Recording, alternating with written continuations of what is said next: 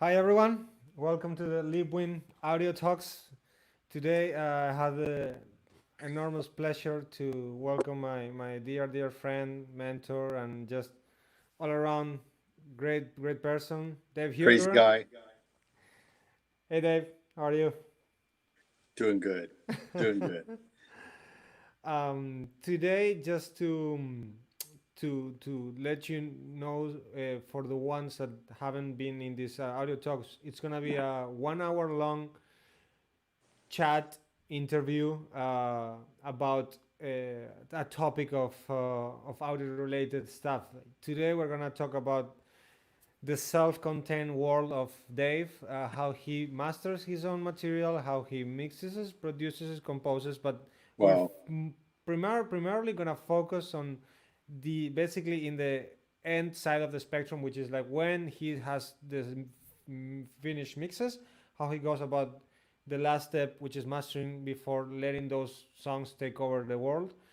For those who do not know Dave, Dave is a four-time Grammy nominated musician and producer in the world of electronic, dance, and down-tempo genres, who creates what he likes to say as Zen meet tech experience that pulls the listener into musical soundscapes that sound rich, engaging, and energizing, Hopefully. hopefully, and the writer of MRT or Modern Recording Techniques, which is pretty much the standard book of audio recording. So, let's start So- talking about music. Robin says hi and hola, and we have John Cribbit as well. Hey, David. Hey, John. Hey, Hey, John. hey, Hey, hey, Robin. Robin. Cool. So, I think it's pretty interesting to just touch a bit on how I discovered or learned from Dave's unique point of view, because I remember when we met back in 2012. I was an intern at Galaxy Studios, and I had to basically assist him in a mixing session for one of his projects, which I think it was Chamberlain, if Yeah. I'm not mistaken. Yep. And I remember I had to check or calibrate the room for surround, and he sent. I remember he sent me some files, I think, beforehand to like listen on the control room. And the moment I press play, I was like, "What is this?" Like, and I was saying before, not in a bad way. It's just like I think the way he thinks about music and makes music is nothing that I've encountered before in my, let's say, listeners' experience. And I found very interesting how his brain works in terms of like that music being made. Anyway, when we started working, I started to see like how Dave goes, and for me, I mean, that's what I saw. It might be my impression, my take on things, but it's very based on intuition. um, I was surprised that Dave told me like, yeah, I'm not the best musician, but I can get my ideas across, and that's a skill, because not being able to be proficient in instruments and still make kick-ass music is like whatever works, you know. So, and that was for me as well something that I I didn't encounter before. Like I grew up as a musician, so for me it was like, yeah, you need to play guitar to make music, not necessarily. Right. So, and then the fact that you basically start from your ideas, samples, recordings, running up to like a full-fledged song that it sounds uh, as good as any other material in the Grammy run-up. So sweet. That is wow, that's a fact, and you don't have 4 Grammy nominations just because you are nice. You know what I mean? Like The nice award. that's Yeah. fact. So Yeah. so just to give the audience a bit of a perspective of how you go, and I would like to start to the conversation where okay, you have the idea for the song, you started producing the song. I Here. noticed that your mix mastering process, and that's always something I learned from you, is embedded into your mixing session, because it's all one but separate. If you can elaborate of how you It when you is. start thinking about mastering, when you finish mixing, or when do you consider you start finishing mixing? Okay, so now I'm going to back up for a second. You guys, it says Emiliano, right? And Emmy, I call him E. So I'm going to be calling, we decided I just call him what I always call him, which is E. So I'll just say E, blah, blah, blah. Um, and okay, so how in the hell do I do all of this? And I really honestly don't know. I don't know. As E said, it's like, I can, um, if somebody says play a song or play me a song, play Hey Jude or play blah blah blah or play anything, I cannot do it. If somebody says make me a project, off I go.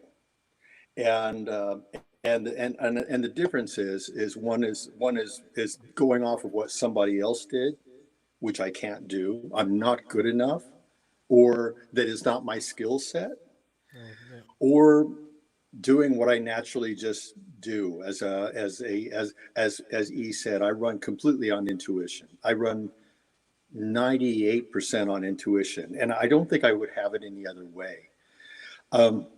Now back to the answer of with the idea of mastering.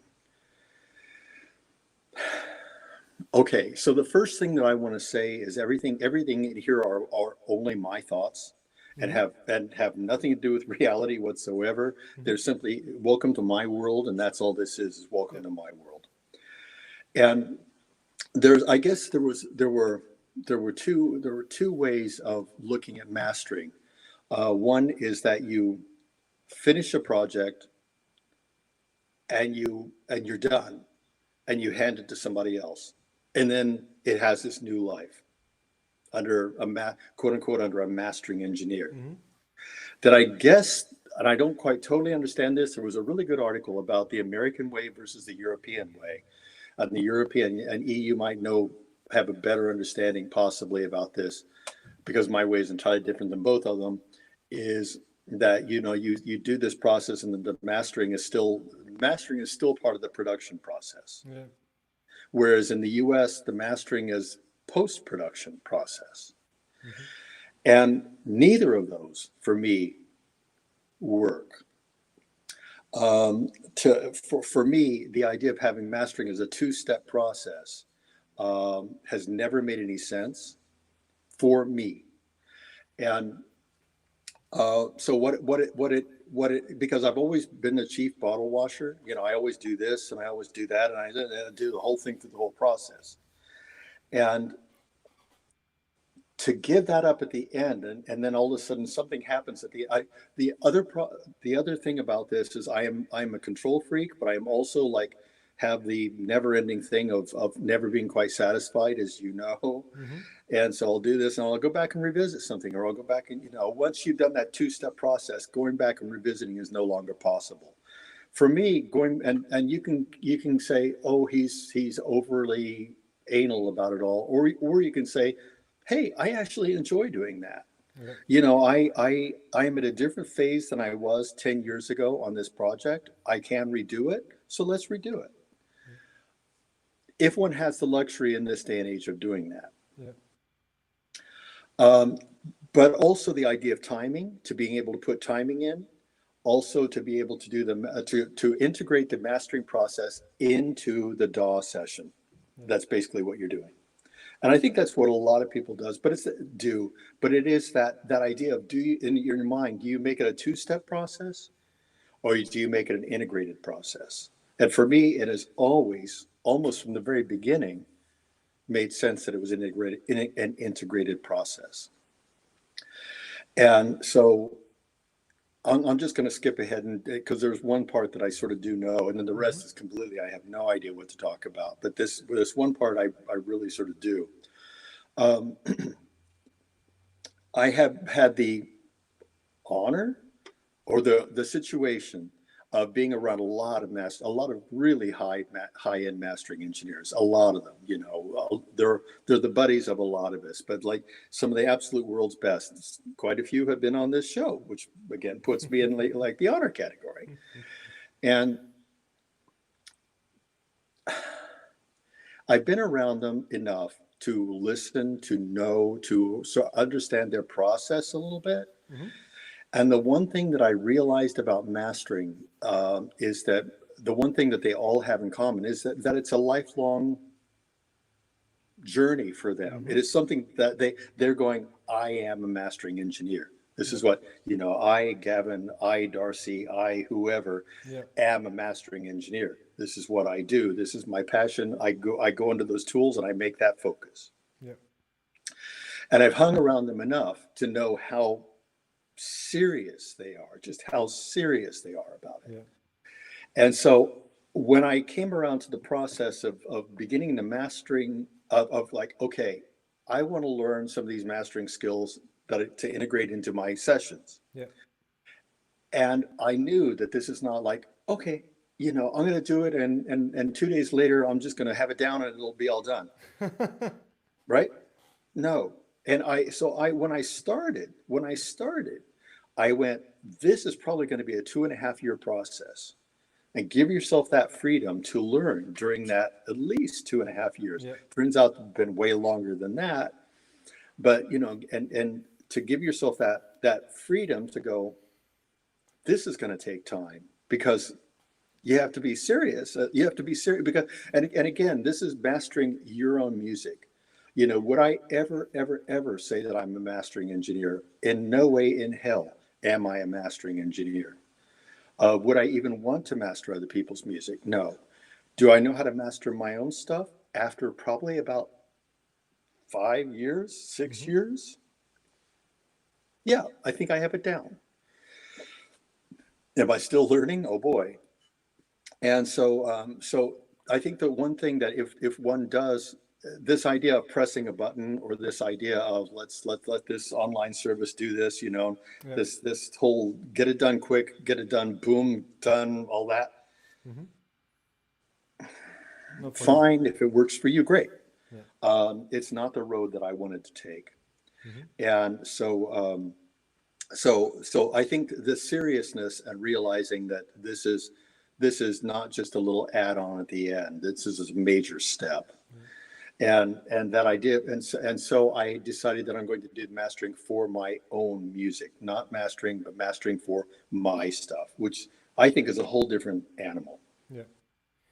Um, you mentioned something very important that I hope the listeners catch, which you always emphasize works for me.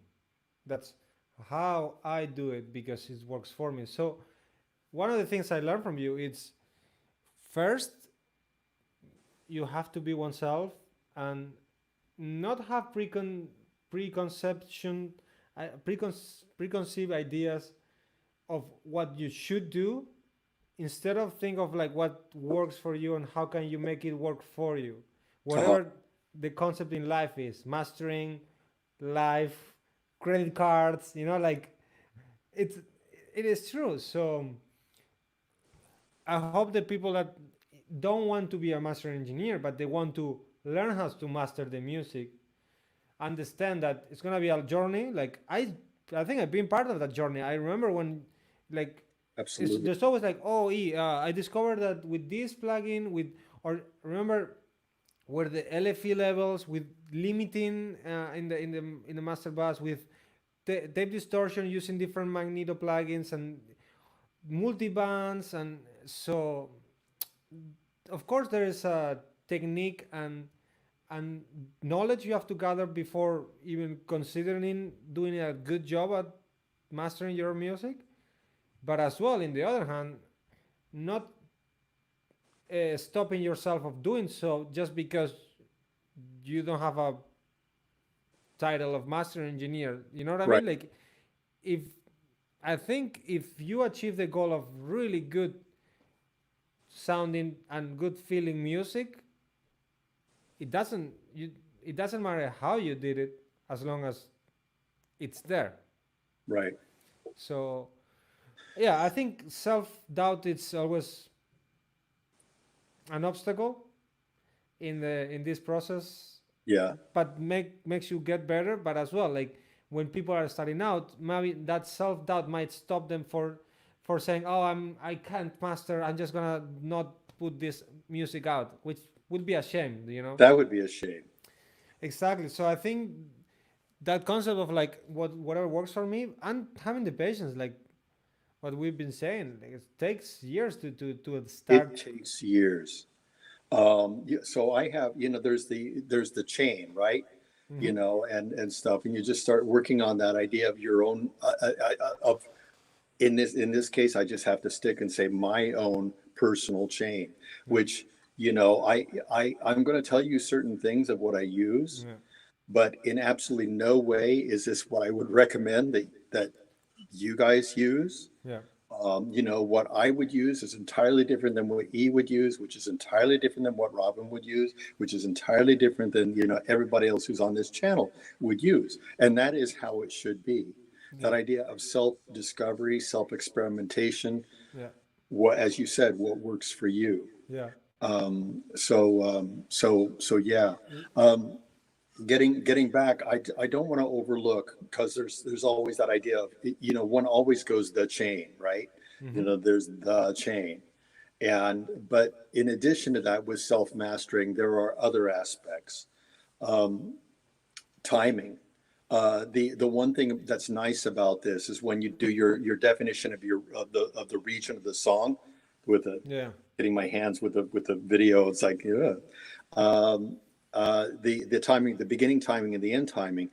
How much do you always want to put exactly 2 seconds at the beginning of a song? On a CD back in the old days, it'd be exactly 2 seconds, and then you could break that and do your own timing, right? But with me, it's like it allows you to put your own timing within the session. So when you export, the timing is automatically built in. So if you want a song to immediately go into another song, or if you want to add more timing, it's immediately built into the session, and that can always be changed and updated or whatever, but the timing is there. Um, uh, Level matching. Huh, geez. That's the other thing about, how does the level matching between songs, basically, no matter what okay, this is a difference between mastering within the session. Hmm. Either I don't think we have a term for this, so I don't know of a term with mastering within the session. And the difference between that and allowing another mastering engineer to do it is that that other mastering engineer would all of a sudden was like, how do we match the overall sound? How do we match the overall level, so that if it is an album, how it flows from the beginning to the end, Yeah. and that it doesn't jump, and everything pop out and be all wrong, right? If you're mastering within the session, you do have to keep that in mind of your overall level of the project and stuff. So not one song is not low, one song is not high and stuff. And so that's one thing you do have to keep in mind. So the timing, then there's level, overall level, and the overall timbre, the sound, Hmm. of each song. But again, when you're doing your own stuff, that tends to sort of become a part of your palette of what you Hmm. do. You have your sound, and so it begins to, so that keeping in mind of what your sound is, and you just start to match everything out. And I think that comes with time. Yeah. And then the other part of it is the chain. I Right before we dive into your mastering chain, I do this because some people might call it stereo bass. You know what I mean? Like, I just want to go let's say go back a bit, and let's start talking a bit technical stuff, if you don't mind. For example, something that I learned from you, and I've seen you working, and we've been working together. It's, for example, you use Nuendo. Yeah. The other facts that I learned from you is that, for example, for EQ, you in an instrument you most of the time use the Nuendo EQ. And as well, I want to emphasize the fact that a good, let's say, final product, a good final sounding material, it's a process of small decisions along the way, not just slapping a few plugins in the master bus and boom, you got it. So I know that right when you start, let's say you start mixing, from what I remember, you have your delays going on. Hmm. Your basic processing, you start adding a bit of EQ there, here and there. I haven't seen you using a lot of limiting or compression in each of the tracks. I Hmm. barely remember you using any parallel compression, for example. No, I'm not. I don't have a good even handle on what I parallel. I So, kind of remember doing it. That's what I remember from working together. So when you start mixing, do you have your mastering chain already on? okay. So I had an idea. So with that, first of all, let's start with Dave's weirdness number one, Mm-hmm. and that is I don't pan, Yeah, as you know. yeah. There is no panning, and now everybody starts So, freaking out. It's like what the hell is he talking about? I don't pan. It's extremely rare. And does that mean that everything's mono in the center? Again, of course it doesn't. I, not comparing myself, but there are the three of us: Bruce Swedeen, Alan Sides, and myself. Can you think of anybody else? nah, I don't think so. I don't think so. So Bruce Swedeen, Alan Sides, and myself only record Stereo. only in stereo. Everything I do is stereo. A synth, of course, you're going to record stereo because it Just has to, to be. just to like clarify, like each of the tracks in the session are stereo. And so a synth, of course, you're going to record stereo because it has stereo outs. A sampler, you'll probably record in stereo because it might have stereo outs. A voice, I will always record in stereo, tend to be XY. A piano, of course, you're going to record in stereo, but I record at least in stereo. We could go a lot further, but let's talk basics now. We're not doing an immersive session, and so so you end up with a in my situation you end up with an electronic project which could have 80 stereo tracks. And so when you you have your session with the stereo panner in the center, you have the spread. It's all there. There is no panning because it's just all there. So if you put now, I'm sorry, I am going to break into immersive, Mm-hmm. because then if you put something in the rear, it's all there. If you Yeah. put something in the top, as you see the high speakers back there, if Mm-hmm. you put something in the top, it's all there. If you put something on the sides, it's all there on the side in a Yeah. stereo spread. Same up. So all of a sudden, you're not pinpoint. You're like, and that creates this sense of space. So let's knock the process of panning out of it now. Yeah. EQing, okay. Hell if I understand my ears because I don't. I don't know how many people who are who do understand their ears really. That idea of EQing and precision EQing and getting I'm gonna stop you right there because please. really like, and actually you of course are an influence to it. I like your way of EQing because you do like broad shelves, things I like this, do broad which sound shell. very natural. And let's say another person that really influenced me in that is George. How does For George work? kind of in a similar way, like Really? very like broad as well. Like trying to always like filter. Maybe it's too dark instead of not bright enough. And so as well, like I think the way that you EQ with broad modes Interesting and point. yeah, Maybe it's too dark instead of being not bright enough. That's a really good point. So yes, EQing, I basically don't EQ. It's rare. I will EQ. You'll get out the notch filter or not notch, but you get out the peak yeah, filtering and stuff like that. But it's like 3%, 2%. Yeah. The rest of it, as you said, will be high boost, low cut, high low boost, low cut, high boost, high cut. That will generally be what I will do. And for some strange ass reason, and maybe it's because every time I lock a door, I always lock a door 3 times, or whenever I check a door, I always check it 3 times. So, but for some reason that I do not understand, on the low end, I keep it at 100. Everybody's going to be like, what the hell is he talking about? I keep the low Works. end up. I keep the low end at 100, sometimes at 150. Very rarely will it go up from that. It'll go up from that if it really, really, really You needs mean it. when you're filtering? When Or I'm do doing you... a boost or a cut. So Okay. yes, a boost or a shelving. Yeah. And so it'll be 100, 100 or 150. Very rarely will it go higher. It'll go higher if it just absolutely needs it. Yeah. But 100 is my normal. On the high end, 2600. Interesting. 2600, that's my magic number.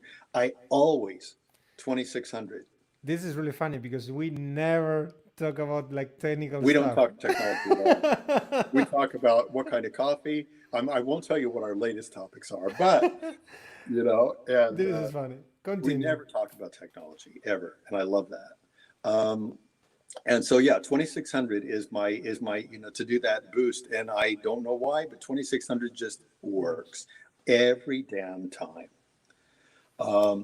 So yeah. So now you have your, let's say, your EQ moves kind of done. You are a big balancing in between instruments.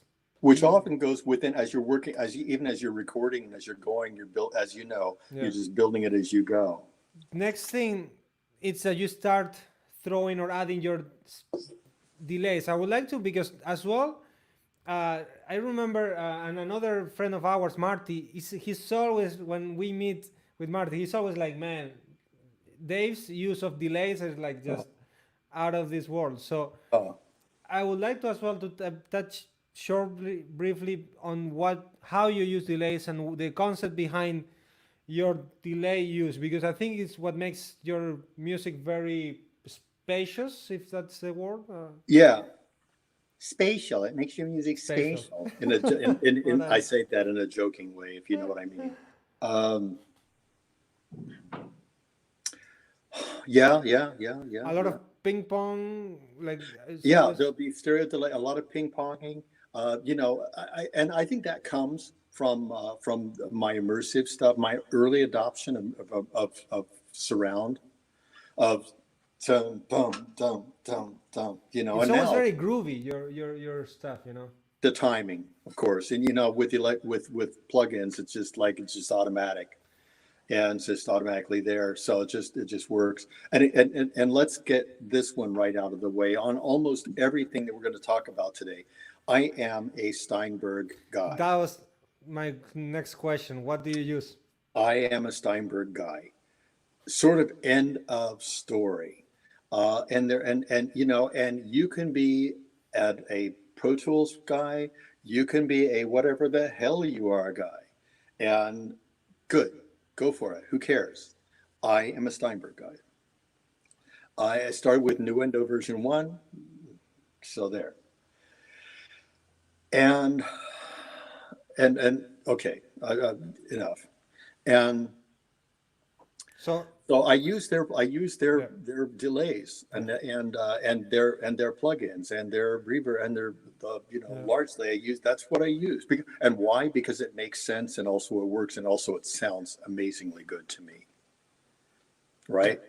So that's what I use.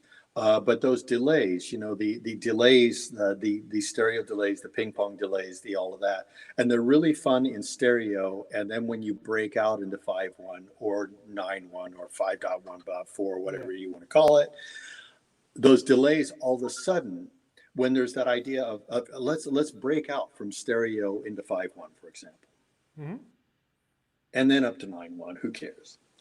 Is that delay. All of a sudden, it's not like delay. It's delay. And there was this other situation. There was this one session that I did forever ago, and it was a kick, and the kick would be in the rear, and it would delay in the center front. Which no one puts delays on kicks at you. Nobody would ever do that, boom, boom, boom, boom, boom, boom. Chuck Ainley. Yeah. Chuck turned around, his mouth dropped. His mouth dropped. I was like, yeah, baby. Okay. I think people get it from here. Like, there's no rules, like No. just a bit of reverb there. Like, just go all the way, man. It's just you really can. And the immersive, for just a second, and then we'll get off the topic, because I know it's well, immersive. Then you're talking weird people, us weird folks.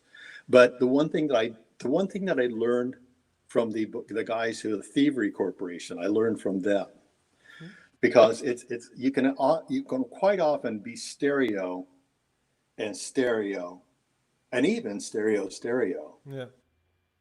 And if you're not careful,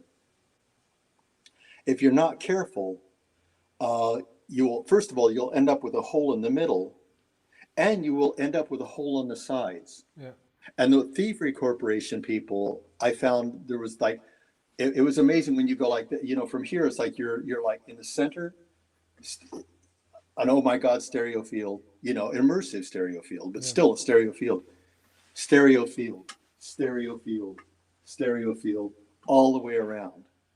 And then I also learned to fill in the center, And then one last thing, and then we're off the topic because it's off the topic of immersive, is really, the stereo. No, because we're back in the stereo now. No, we're not. Sorry, it's 5-1. In the idea of stereo versus phantom center versus actual center. So, yeah. Right. And you could play with those two, like have a kick that'd be phantom center and another kick that'd be actual center. Yeah. Going dum, dum, dum, dum, dum, all that. Okay, enough immersive. But cool. Yeah. I don't know if you have something to say. I wanted to just briefly, just before we go into your mix.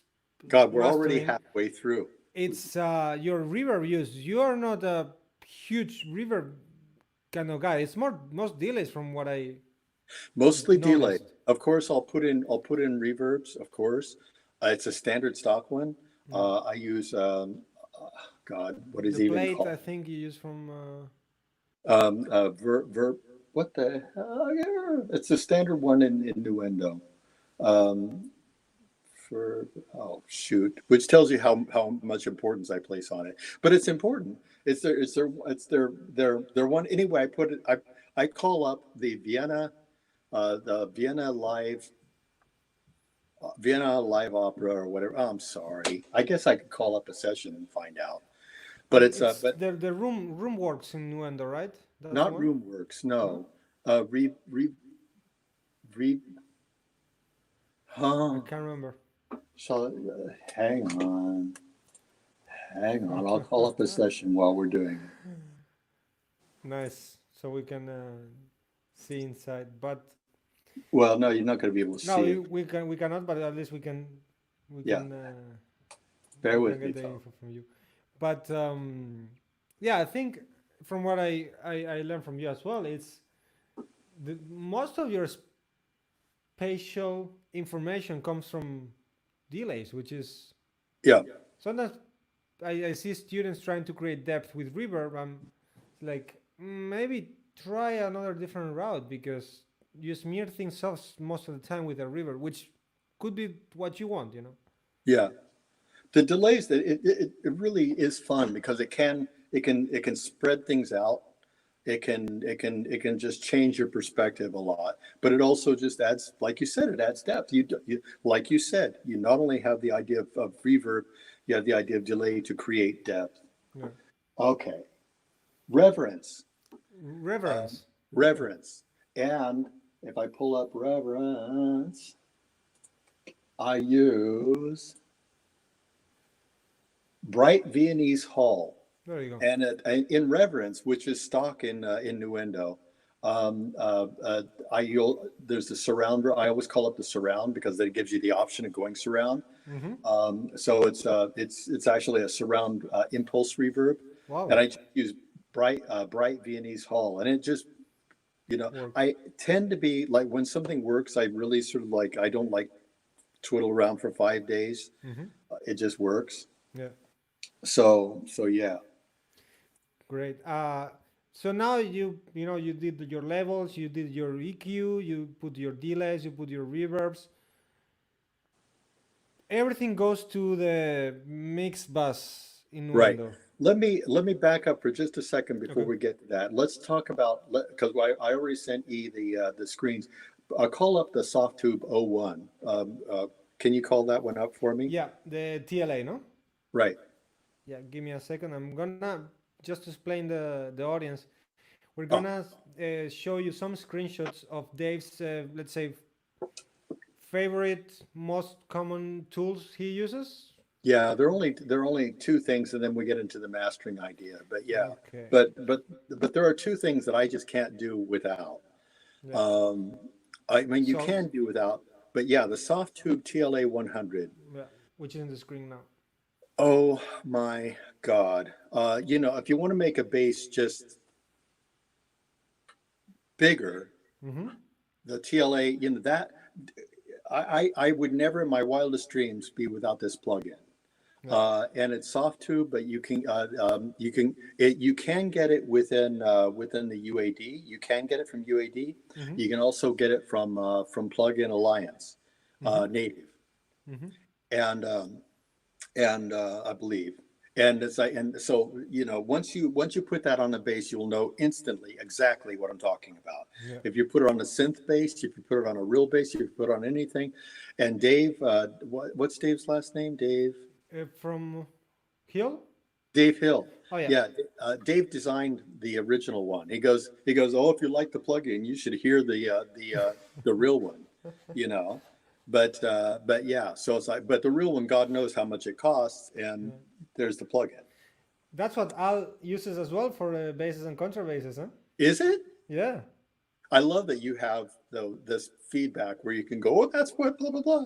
I Yeah, love. Al uses this for contrabass and bass as Well, well. as he well should. Does that tell you guys this is the one? Let's Yeah. go to the next one, which is O2. Okay. Mm-hmm. Okay. Let me pull this up. The next Technology, my one, it's O2 character, character, right? two All right. character. Yeah. Bear in mind, bear with me. Yep. Here we are.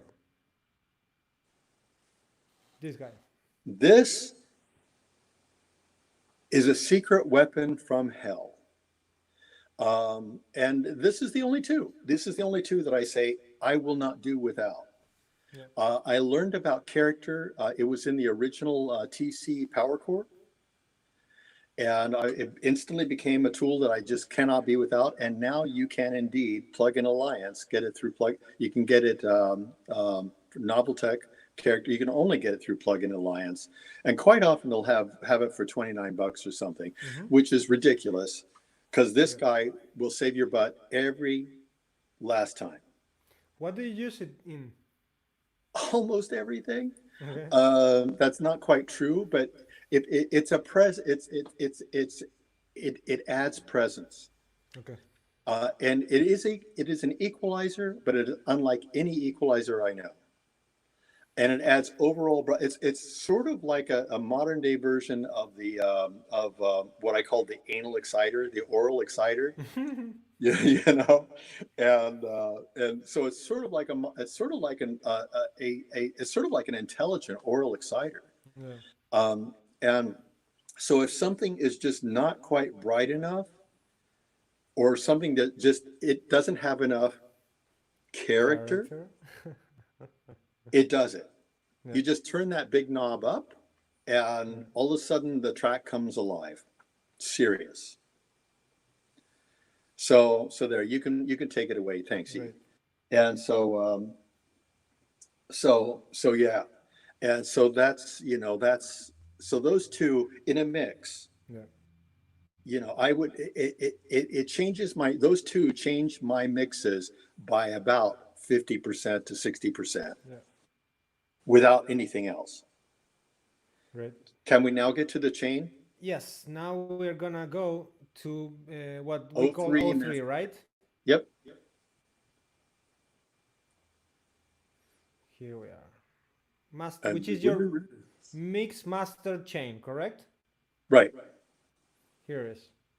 So this is the my mastering chain in Nuendo. Yeah. And Can you and touch a so there, bit of in terms of like what's, because from what I see in inserts is from top to bottom is first, second, third, right? right, So the first will be a tube compressor, multiband, character, magneto, and then at the end a limiter right, and a bit of EQ. and a bit of EQ. Okay. So let's and again, this you are now seeing my chain that I have been using for about a year and a half, which took about 3 years to create. Yeah. And you know, and I of course have my, you know, on the inserts thing, you just pull that up and you can, it's, you know, DMH. So I'll have DMH stereo or DMH immersive. And Yeah. the wonderful thing about Nuendo Mm-hmm. is that, and especially Steinberg plugins, is the tube compressor, the multiband, magneto, and limiter. Character is the only one that's not included, is not a Amazing. Nuendo plugin. So the rest of them are all Nuendo plugins.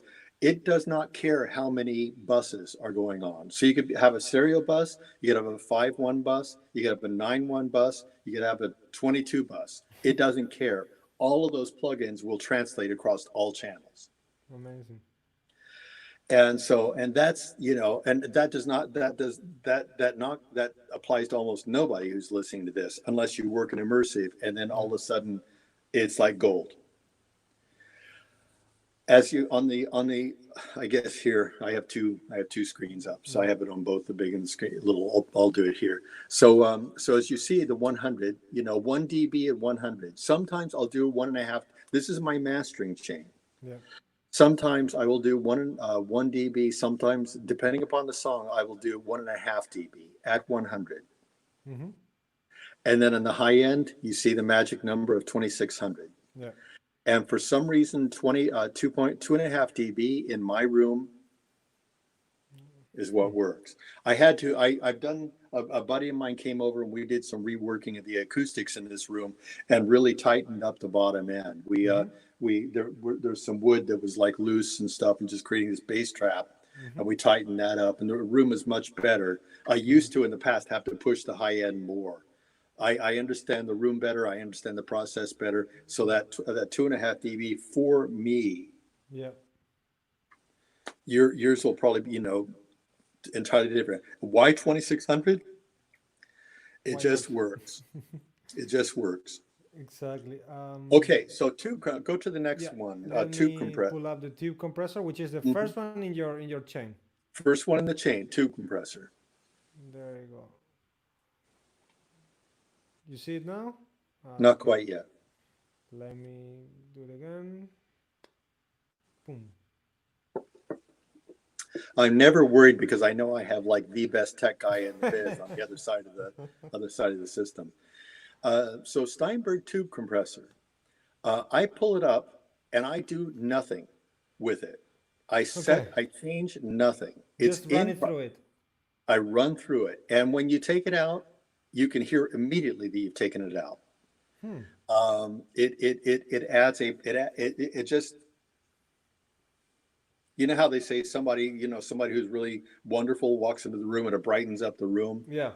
Nuendo's tube compressor does it every time. Yeah. It has nothing to do with the process of being a compressor. It has nothing to do with anything. It is a box that makes things sound just a little bit, you know. That's great. So yeah, so the compressor on the tube compressor on the master bus, it tends to, because when I do my levels and stuff, and I have to keep really on track. We only have 15 minutes. Yeah. Is about 1.5 maybe at the most 2.5 dB, more like 1.5 dB. At the absolute most, 2.5. Mm-hmm. Okay, let's go to the next one. Cool. Next, we got the multiband. Yep. All right, give me a minute. Hmm. Just needs. There we go. Now, I could easily say, again, this is where this is a Leapwing talk, and there'll probably be a lot of people who are Leapwing people. E and I have long had this. It's not even a debate. It's not that I don't like Leapwing. It's not that I don't like it's not, it's just like, this is what I use, get over it. Exactly. And so we've gotten over that a long time ago. Well, we are still friends. That's We're still friends. Yeah, we barely tolerate each other. So on the multiband, you will see that the low and the mid are completely turned. The low and the low mid are completely turned off. So the two left, let's say, sections of the body, right? Right. The low part and I have to go to so I can see it better. It's bigger over here. The low and the and the low mid are bypassed. Mm-hmm. And then the high mid will just be it'll just be kicking it a little bit. Yeah. And then the ultra high. So what is that? It's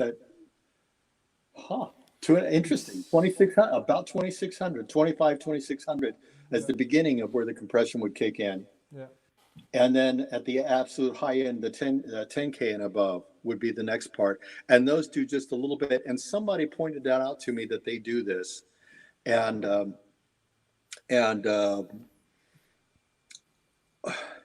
it's like sometimes when the highs are there and you get hit with a sharp stick, it's like that, like sharp. It will allow you to, and as you can see, I'm pushing the highs again. Yeah. But it takes away from that sharpness, from that, it takes away from that stab. Yeah. So when something stick comes out, it just pulls it back a little bit. So it basically is pushing the highs a little bit without being overly sharp, aggressive, harsh. Yeah. Okay. Also, another thing that I found, getting back to, for those of you who have watched the last of Gavin's, Gavin, what's his assistant's name? Gavin and Ruben, sorry. They were talking about the extreme importance of gain staging in mastering. And this is where I found out. You see where at the next, the high bands, and you'll see where it has output, and I have the output at -6. And quite often I find that that when you do the mix and it all builds up, even when you're careful, this is God, really have to get to this. Even when you're careful, your mix can get just too hot. And and then all of a sudden at your compressors and stuff, if things just get too hot, then all of a sudden you're starting to push it. Yeah. And I've been ignoring this for 2 years, where that meter at the end would be redlined. Wow. Fortunately, or unfortunately, maybe it's unfortunate, Nuendo is so forgiving on the headroom that you can be redlined and not totally know it. Yeah. And so, it is so forgiving on the headroom that and then all of a sudden it's like, so it's just harshness, but you never quite know why it's harsh, and it's buried within a plugin. Yeah. So you have to go back and you have to revisit your plugins and even no matter what you're doing, you revisit your plugins. What is my signal? What is my gain staging within the plugins? Because it's just as important as with it's the same as hardware. Yeah. So that part of watching this was part of something that was not killing me, but definitely a problem. Yeah. And you don't even know it because you're like, oh, it's just a plugin, and no, you have to pay attention to that. Yeah. Let's go to the next one. So that's the multiband. Character, which character, 06 right? character. Yeah, 06. Here we are. Back to character.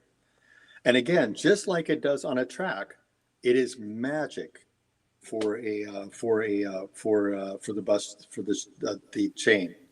It is magic. It will if your chain is just a little bit, and it sounds like I'm pushing the highs all over the place. Again, this is for my room, my music, my stuff. Yeah. And so, and you just push that up a little bit, all of a sudden it'll just bring things to life.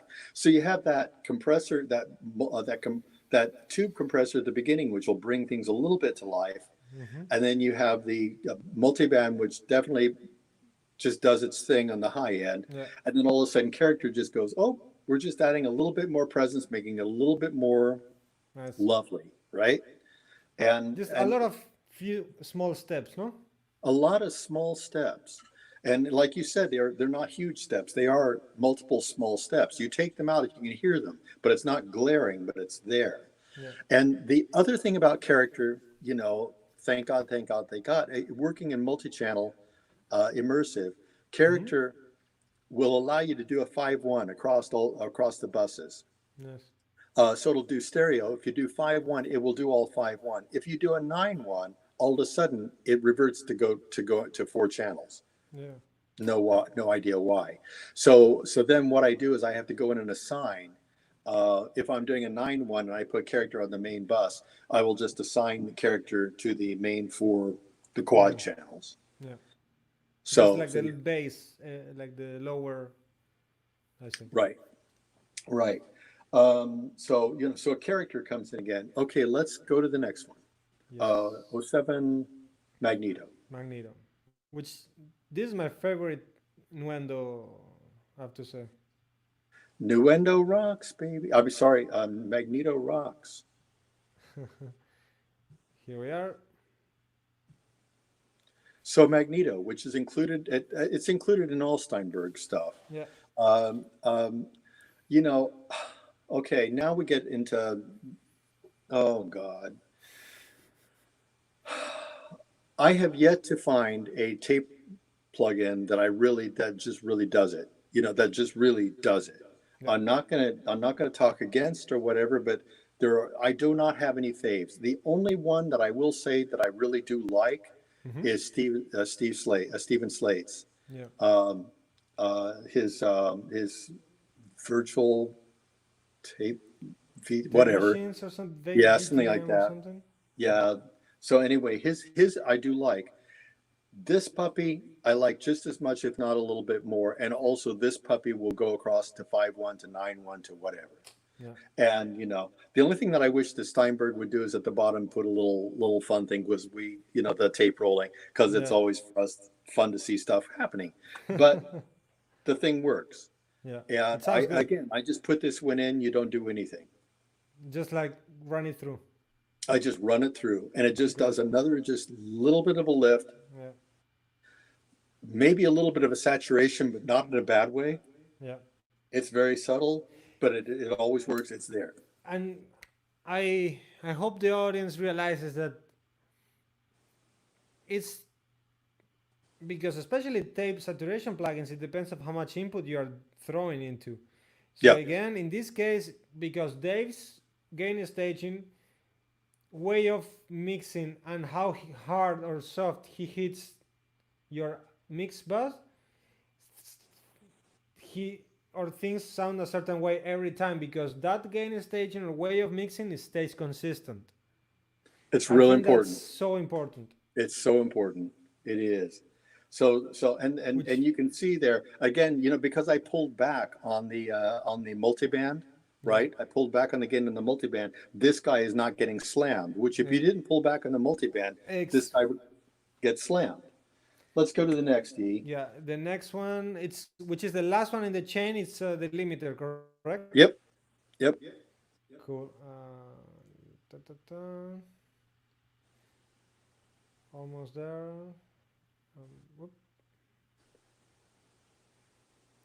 We're not going to have any time for questions. I'm sure about it. I'm really sorry about that.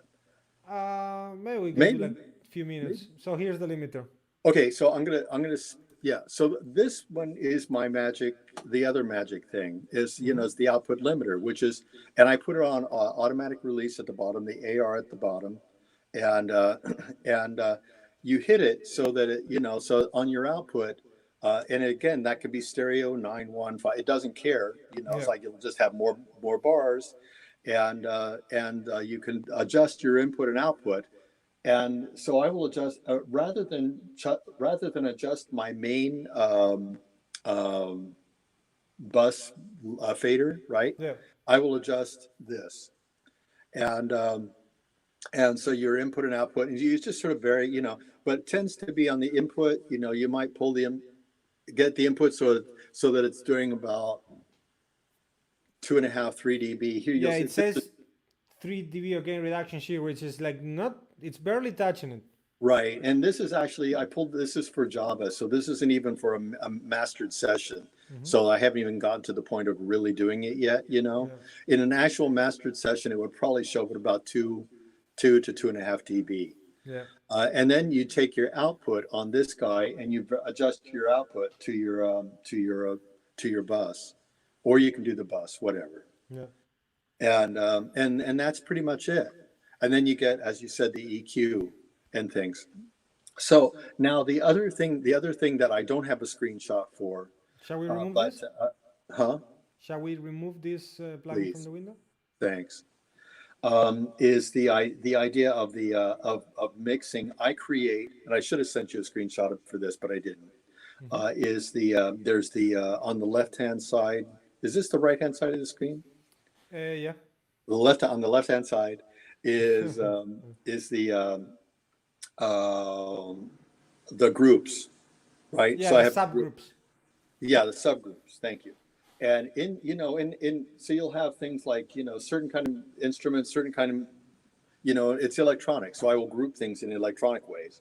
And so I can easily end up with 10 subgroups, And then you have your mixing in the middle and all of that stuff. And then at the end, in this case with Java, I have 6 subgroups, and I have 5 effects and a master out, and then your channels in between. Do you do And any processing? Oh, sorry to interrupt it. Go ahead. Do you do any processing in the subgroups? You can. Sometimes you can put the limiter in. You can often get, again, back to the magic thing, is character can throw into a subgroup. If that subgroup just needs a little bit, the character will do it like almost every time. If it's a low end subgroup, I will just go ahead and and instead of putting it on the individual channels, or maybe sometimes in addition to putting it on, I'll put the TLA 100 onto the subgroup. Yeah. And stuff. But then again, watching your levels on the subgroup. Yeah. And so it's easy to you can link up the subgroups and then just bring them all down so that things are not crazy. Again, the nice thing and the problem about Nuendo is that it's so forgiving on headroom that sometimes you just don't quite it's so subtle that you don't quite realize that you're slamming. And but I'll just go in and just pull things down by 3-4 plus dB. And then you start adjusting your output chain, your mastering chain, accordingly. Yeah.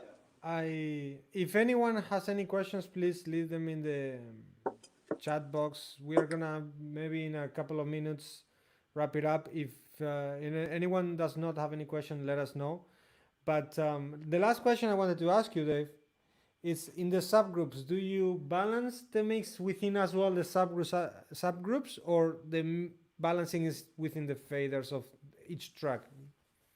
Well, obviously, those the ones within each track, but then when it gets to the point of the actual mix, then all of a sudden the subgroup becomes part of the balancing. Yeah. So it's both. But so if you need a little bit more of the bass, you're pulling up, then you're mixing a little bit in subgroup. Yes, sir. Very interesting. Go ahead. No, I don't see any questions so far. So how many people are watching? I'm just interested. Now are there I think 10 people? Hi, people. So thank you. Thank you for watching. To me, it's like an E and Dave session. So it's nice to have you guys out there. That's cool. Yeah, I wanted to ask you if you have any final thoughts that you want to share with the audience, or things that you would like them to, let's say, as a final takeaway of this, Well, the only whatever thing, that is. yeah, the only thing that I can say is right now during this time, um, and we all know what I mean when during this time, Yeah. we all know exactly what I'm saying, is I think it's okay to be feeling the way you're feeling. We have so many things going on right now. We're leaving right now and going up. We're selling a cabin, and life is about to, go in so many ways. And yesterday the refrigerator door falls off when you pull it open, and we put a car hitch on the car, and blah blah blah, electric car, and I just it's okay to feel the way you're feeling. This is a whole other topic, but at 66, I'm sort of like right now I'm like, yeah, whatever. I don't quite I'm doing my music and I'm having fun with what I'm doing. And do Yeah. I feel stressed about it? Do I feel worried about it? Do I feel worried about the state of the industry and how difficult that can be? It's sort of nice to be not worried about that. And Yeah. I know that that's different. I'm 66, he's like 30, whatever, if that, And so we're at totally different stages. Yeah. But I think it's okay to be. It's wherever you may be, there you are, and I think that that's okay. And I think that having fun, and as Rapa said, now's a good time to learn to play. I never read manuals, as he said. I just push buttons, and just sort of just intuit my way Yeah. through. However, along with that, I think a real desire to do good and to do the best that one can do, not only musically, but also technically. Yeah. And again, back to the topic of self-mastering, one of the most, in addition to getting that chain and getting the right sound for you, that idea of the gain staging is so important. So that's about it. Awesome. Well, Dave, once again, thank you for the time. Thank you for sharing your process and your thoughts and the way you look and think about music, because, again, I find it very, very unique. And for the audience, this video will stay on Facebook and YouTube. If anyone has any questions, Dave's website is davidmalshuber.com. You Yeah, can find him on Facebook as well. So yeah, here we are. you got Have a it. nice day, Dave. Take care and talk soon. You Okay? too. Thanks. Bye bye, Ciao, ciao, everybody. ciao, ciao, Thank ciao, you. ciao. Ciao. All right.